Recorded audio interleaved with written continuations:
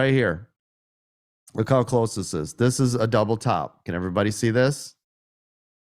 So let's say you weren't looking at this area and you were buying in and you're like, oh, this is good. It popped above VWAP. It touched. I'm going to get into this thing.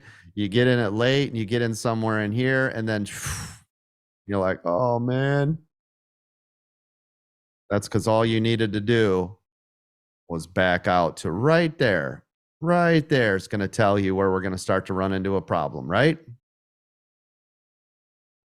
Yep. So this is why I tell you Right, guys, coach.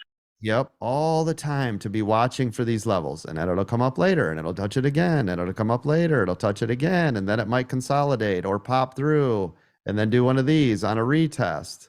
And then we can hammer it to the upside.